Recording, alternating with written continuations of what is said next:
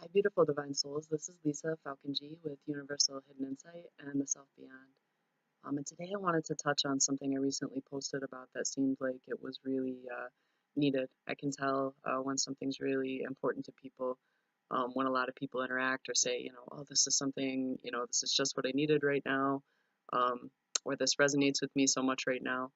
Um, so I think one of the big things that we are relearning as a species, because we've been so indoctrinated with these false ideas about what it is, and the terminologies and the language that we're using to describe it is just so messed up.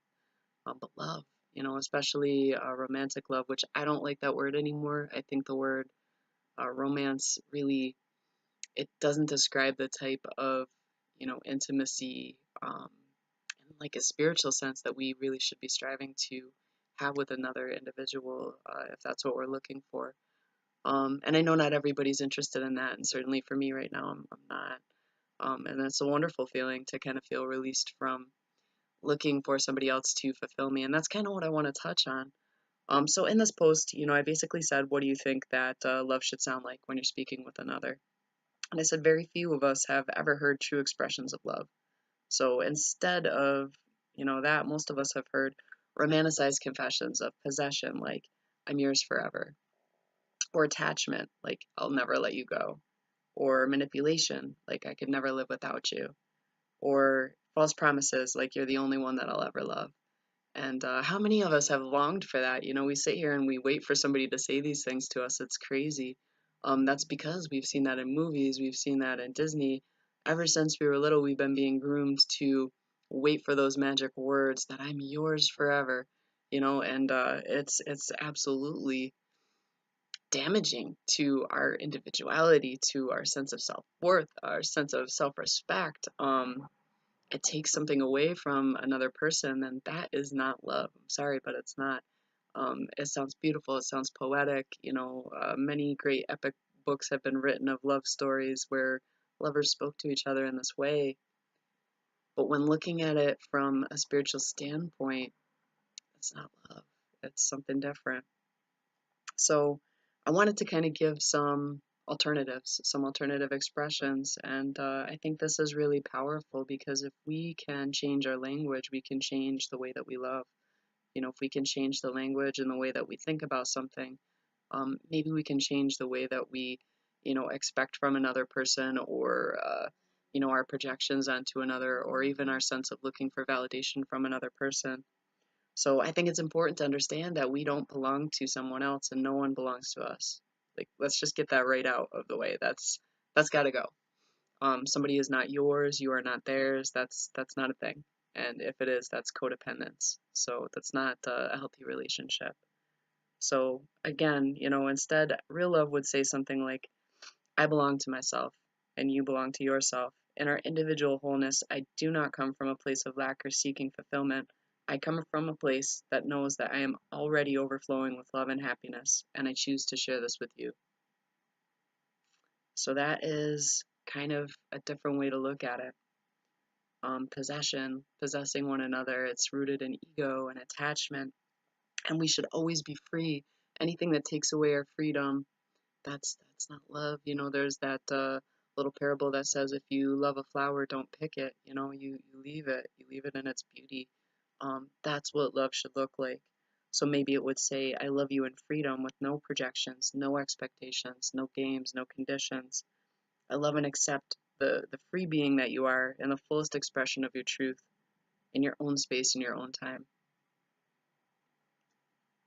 I think it's so important to understand that real love really does put us first, our own self first, loving ourselves first. And in that, we can say, I'm already living a rich and full life. I don't look to you for validation. I don't look to you for acceptance or to fill in any gap that I'm not already being fulfilling within myself.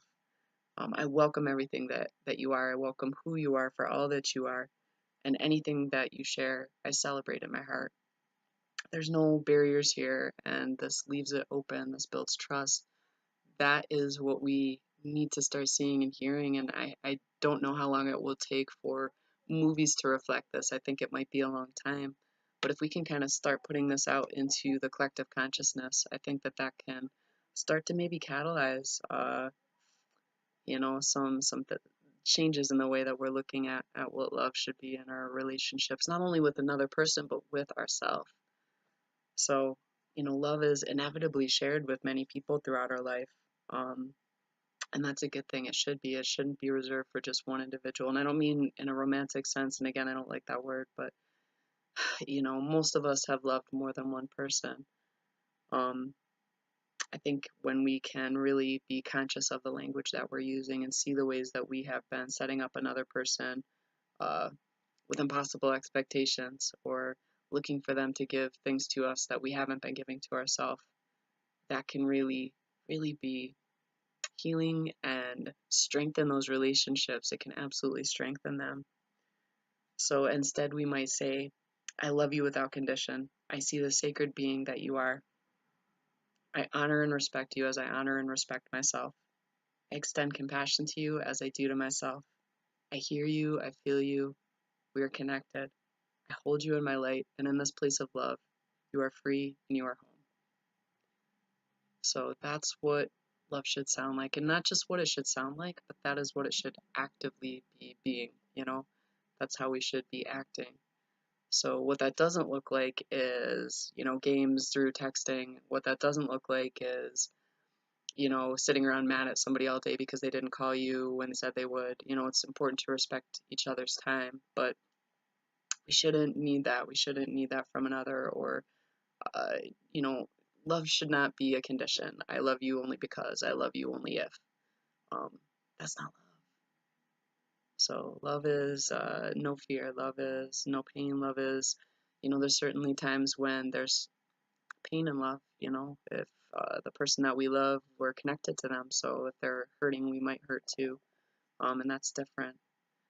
But I just hope to get you guys thinking a little bit more about this. I've been rereading back through my book, The Self Beyond. I just published it this past year.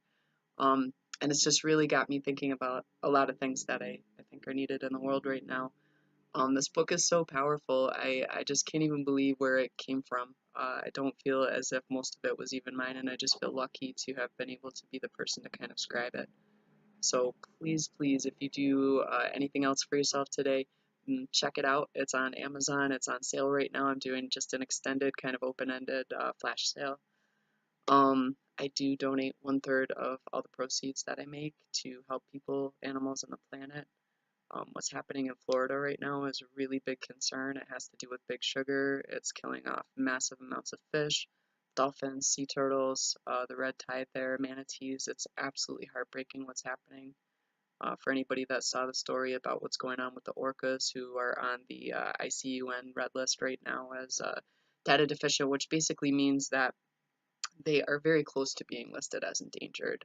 The populations are dwindling.